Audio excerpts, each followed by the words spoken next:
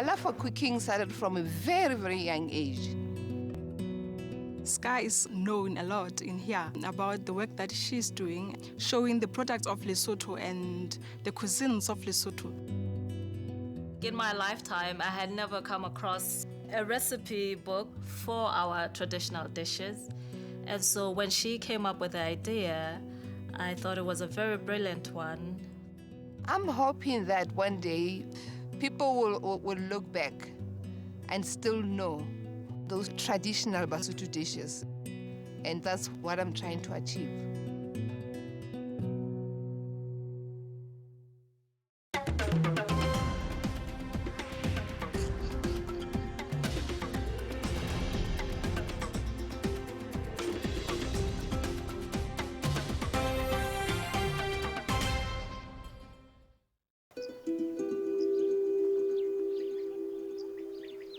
The Kingdom of Lesotho in southern Africa. It's famous for its steep valleys and spectacular mountains.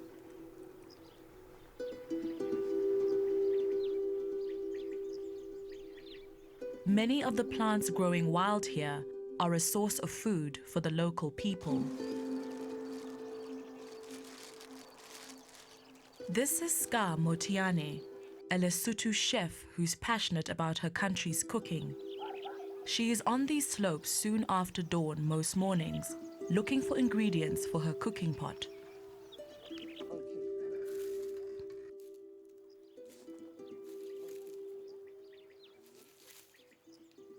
This is the kind of moroho that we love, which is delicious, very nice and nutritious. And we normally find it in the fields here or in the mountains here. Especially now after the rains, we've got lots and lots of it. Moroho is a kind of wild spinach and is a staple food in Lesotho. This moroho is very important to our diet because we don't have to buy it. We don't have to buy it. We just have to come here and pick, and then we can just go and cook for our families. If I fill this bag, I can feed a family of 10 people for one meal.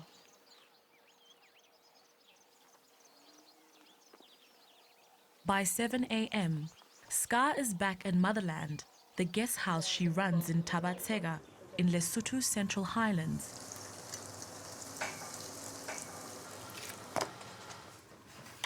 Not surprisingly, the kitchen is its hub. Are you ready with the extra? Okay. All right. My love for cooking started from a very, very young age.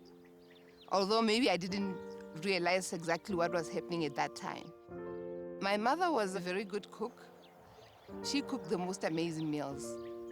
And being the eldest, I used to join her in the kitchen and I used to watch her. When I was still younger, we had, I think, the first bakery in Tabatsega. So I've always been around food. Motherland's kitchen serves up a range of meals, and Ska is proud of the fact that local dishes are included on the menu. Along with moroho, the Basotho traditionally eat pap, a kind of porridge made from maize meal. Simple stews are conjured up from vegetables or beans. Sun-dried peaches seen on sale by the roadside are a favorite snack. Many of these dishes require just 2 or 3 ingredients. It's a far cry from the world-famous cuisines of, say, China or France. Lesotho cuisine is not so sophisticated like some other cuisines from other countries. We don't use a lot of spices and things like that. They're really simple flavors. But the simplicity of it is what makes it very special. It's cheap to make, it's cheap to cook, and it's very nutritious. Today is March the 11th and a public holiday in Lesotho. It's Moshweshwe Day, the anniversary of the death of the country's founder, King Moshweshwe I. To mark the occasion, Ska has decided to cook a traditional meal for her guests. First, she goes in search of some local brew. This is our traditional beer, jwala. And what Memai Tumeleng has in here is a mix of mealie meal and wheat meal, and there's sugar, and it's been simmering for 3 hours now. And it's been cooking nicely. This is not beer yet. So this you can even give to little children. It's very nice, it's very good, it's sweet. Kids love it. Once it has cooled down, then she's going to put the sorghum in. The sorghum causes the sugar to ferment into alcohol. The process takes between 8 and 10 hours. Fortunately for Ska, the women have some they made earlier. Hey, ke a leboha. Ke a leboha, mme.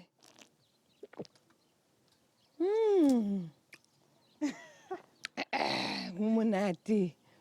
Bo monate, bo monate. Now she has the beer sorted. Ska's next task is to source the ingredients for her main dish.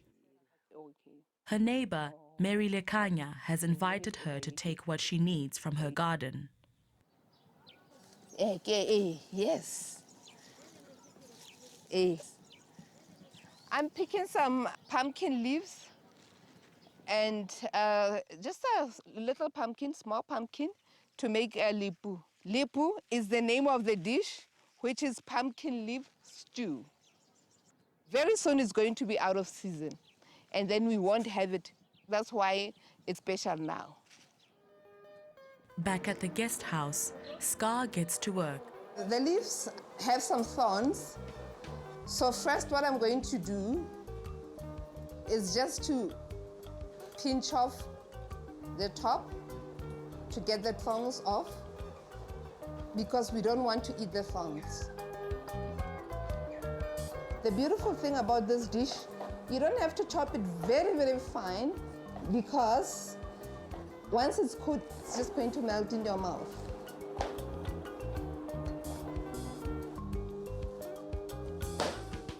You can eat the seeds because it's still very young. Straight from the soil, straight to the kitchen. I love that. Now both the pumpkin and the leaves have been chopped. The cooking can begin. That goes into the bottom. And now I'm going to put the pumpkin leaves on top. And then I'm going to sprinkle some salt over. The stew cooks for 10 minutes. Ooh, it's looking nice.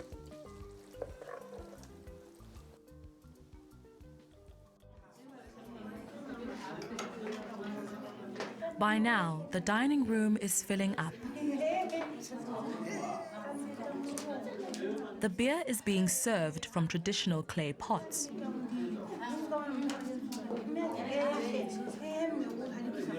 So what do Ska's guests think about her local dishes?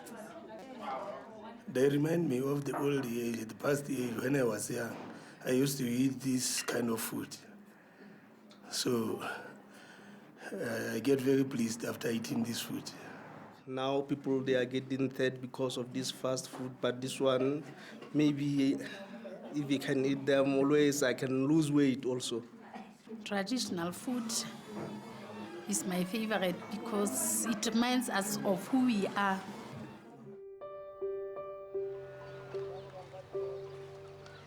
Though totally surrounded by South Africa, Lesotho has a strong cultural identity of its own.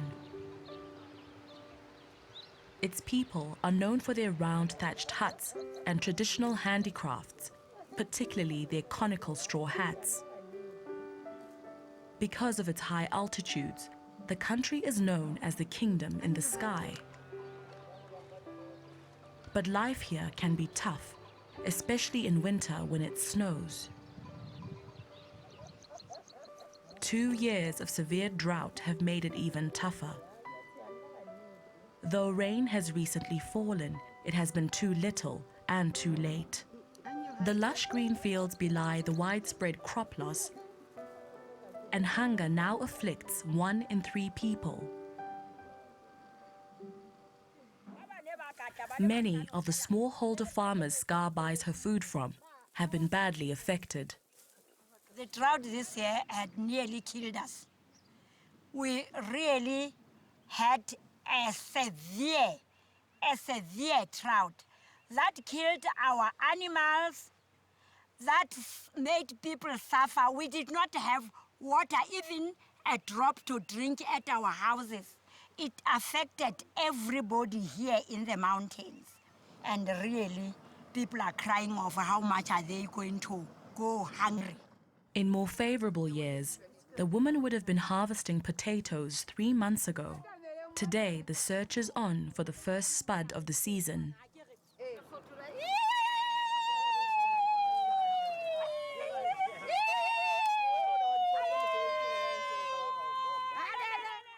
I love buying from small farmers because I believe that if I don't support them and I don't buy from them, the businesses are not going to be, sustainable. They need to feed their families.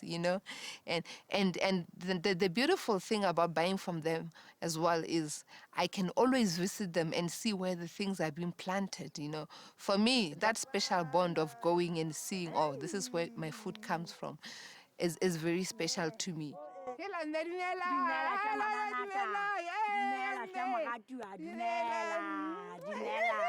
The women's farming methods are totally organic. They use neither fertilizer nor insecticides. The potatoes that I buy from Tabazeka are very flavorsome because of the soil that they grow the potatoes on. Tabazeka produces the best, I believe, the best potatoes in the whole world, the whole world. Before Mantabiseng retired and turned to farming, she was a teacher and taught Ska at school. Ska had a soft heart. In our culture, we say, pelo e joang, which we mean the heart that is being eaten, that cannot hurt you. She would be taking care of other students, care of other kids. And here, upstairs, she was very clever, very smart. The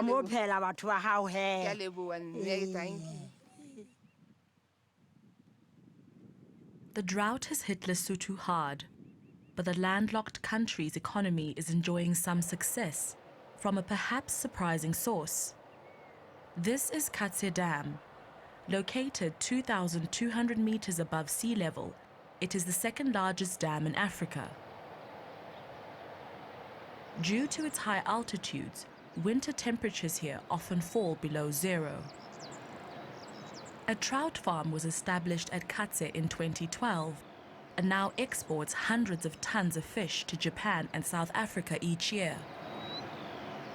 Ska buys trout for her restaurant from here and has been invited over to see how it operates. It would be very interesting for me to see exactly where the trout is coming from. Yeah. Trout is the kind of fish that prefers cold weather, so Katse Dam offers exactly that, around 17 degrees Celsius, and also the water quality, it needs to be grown in a high water quality, so the water quality at Katse Dam is suitable for trout farming. The project has provided much-needed employment in Lesotho. To work here at Highlands Trout and getting money, monthly salary, that's very, very great to the local people, since most of them, they were not yet employed. They were just sitting at home, doing nothing. If you can say where the level of water was before, then the water showed that it dropped very, very badly. We never found this before. Is this because of the drought? That's what causes the water level to go this low, because it took like more than 7 months without rain. The farm has 5 trout growing areas. So, Ska, this is our cold side too. Wow. This is where we grew up our trout fish up to 2 to 2.5 kg. That's our best target. Up to 2.5 kg? Yeah. Wow. It's called rainbow trout because it has that beautiful color. This is just so awesome, hey?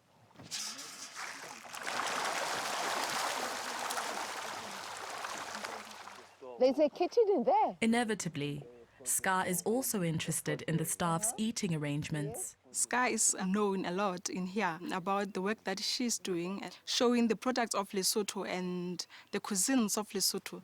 So like that inspires a lot of people to do different things about our food. And yes, she's the best when it comes to our trout as well.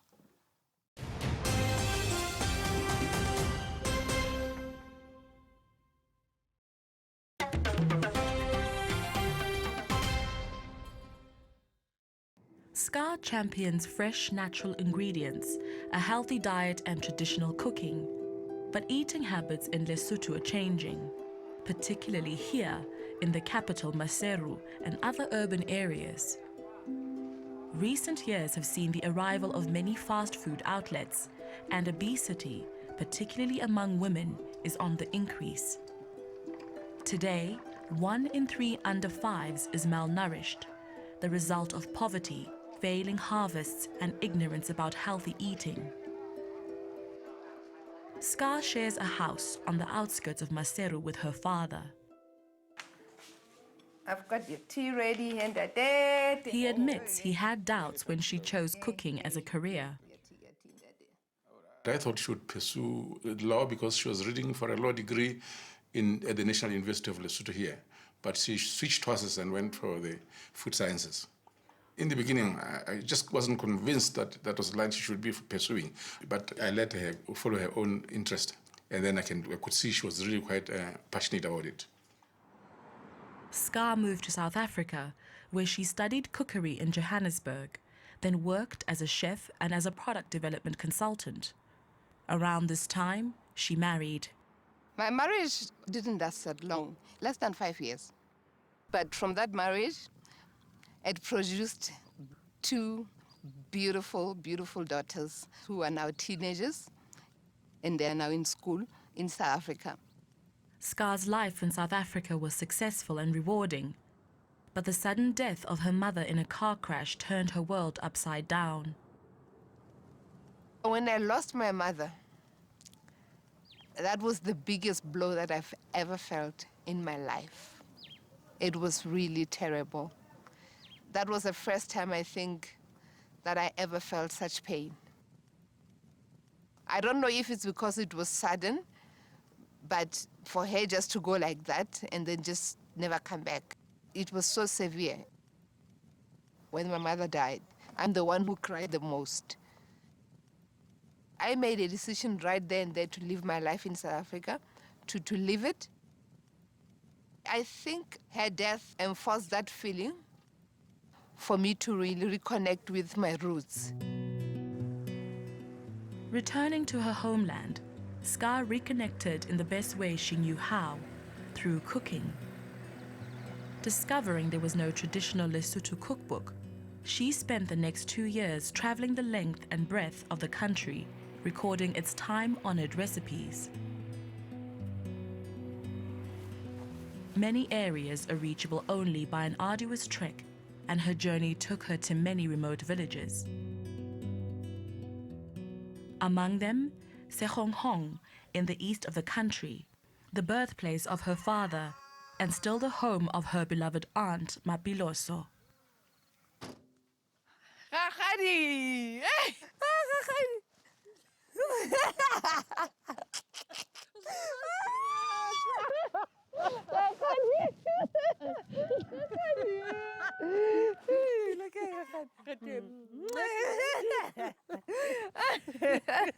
My aunt is like my mom.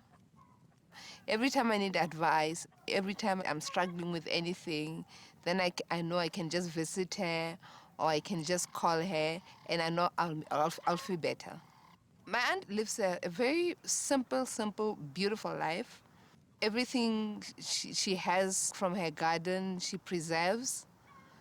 And she doesn't need money to buy much stuff. And I really admire that about her. Mapiloso shared with Ska some of the recipes she's been making all her life. You're kneading this very well. It's looking good. People in this part of the world don't have ovens in their kitchens, and among the recipes Mapiloso taught Ska was one for steamed bread, which is cooked in a cauldron outside.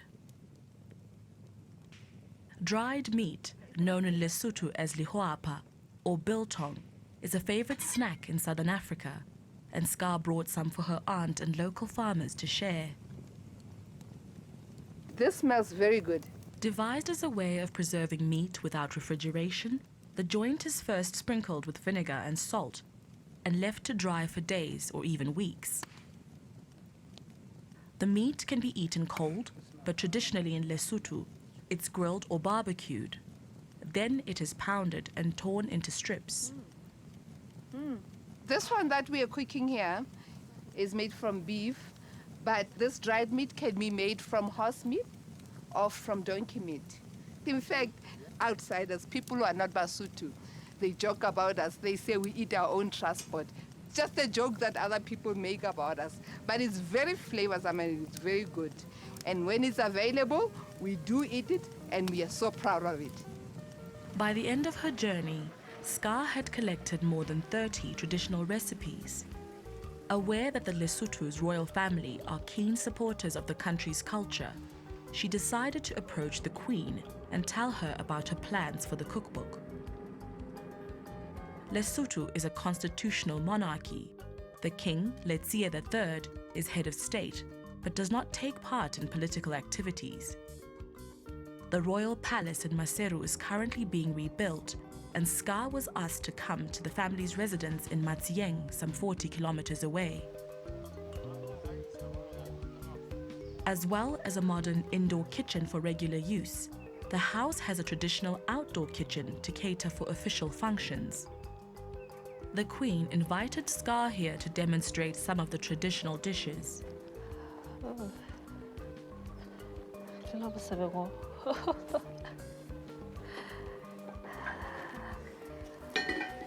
In my lifetime, I had never come across a recipe book for our traditional dishes. And so when she came up with the idea, I thought it was a very brilliant one. This is maize meal, and then this is moroho. As a child growing up, I had always wanted to learn how to prepare some of our traditional dishes. But for some reason, I don't know whether it was a secret or it was just kept for the older women. It still remains a mystery to me till today, but I was very excited when she revealed her book and supported her fully. The Queen wrote the foreword to Ska's book, which was published in 2012. It won the award for Best African Cookbook of the Year. The judges praised the simplicity of the recipes and Ska's appreciation of Lesotho food culture. They said she had done a service to her country in recording dishes that were in danger of being lost. Suddenly, offers came flooding in. It changed my life. It opened doors for me. People started calling me. Everybody wanted to interview me. People wanted to invite me to their events. Ska was invited by one of the United Nations food agencies to join a campaign to raise awareness about traditional cooking and the need for adaptation to climate change. In October 2015, she was a guest speaker at a conference on food security in the Italian capital, Rome. She was also approached by the slow food movement, which promotes regional cooking, local communities, and the environment. Determined to put her newfound fame to the best possible use for her country, Ska and some like-minded friends founded Flavor of Africa. Today, they're at St. Leo's School in Maseru. It is one of the first beneficiaries of the project.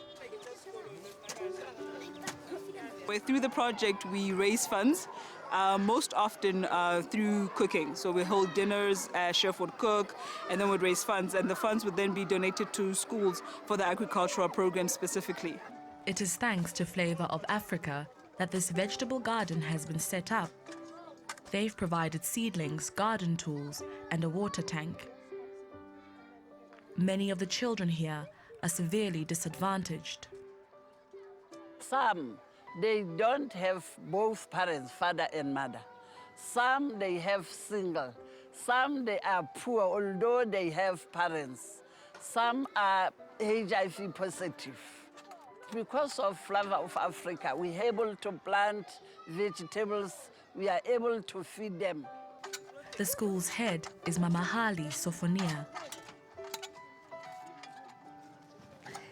Hello, May. How are you? Fine, and you, Ska? I'm good, thank you. How is everything going? Oh, the garden looks beautiful. So you're working very hard. I can see you're working very hard. I'm so proud of the garden.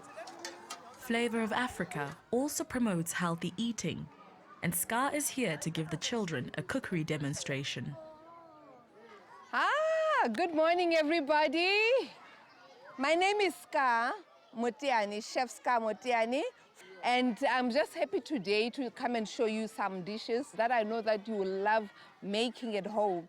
And we are so lucky because we've got the garden. Everything that I have here on the table, it's something that you can get from the garden. Now I'm going to start with the onion. I love onion. Onion smells good. The onions are softening up, so I'm adding the carrots in there.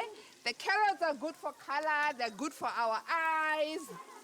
You can smell how good this is already. I don't like to overcook the vegetables. I still want a little bit of some crunchiness so that we keep all the nutrients in. Now I'm going to add my favorite ingredient, which is the cabbage. So I'm going to add it in there as well. Show ena ya Ska. E molemo haholo sekolong sena sa rona. Haholoholo baneng bana ba banyenyana e tlo ba tswela molemo. Ka ha ho bona tshebetso ya hae ya ho pheha. What I want to do basically is to make sure that everything is cooked nicely, it's mixed thoroughly, it looks good, and then it will be ready to serve. Ke ratile hore cabbage e ntho e matlafatsa mmele. Dihwete tsona di etsa hore o be motle ka mahlong. Ke ratile le colour tsa teng hape. Ke bona eka ha se ke hodile ke se ke pheha ke tla sebedisa mokgwa o mme a nentseng a o sebedisa. Di-ingredients tseo a nentseng a di sebedisa ke tla leka ho di sebedisa. Ska has won local fame and international recognition for her role in promoting Lesotho's traditional recipes.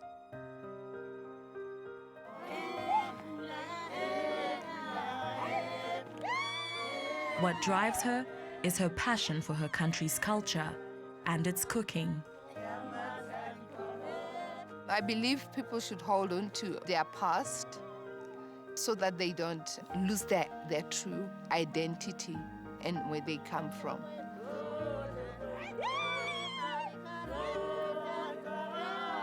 I want to leave that legacy for my kids, for my grandchildren, one day when I have grandchildren.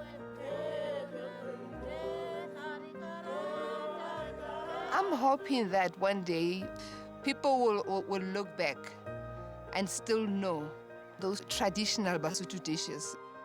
And that's what I'm trying to achieve.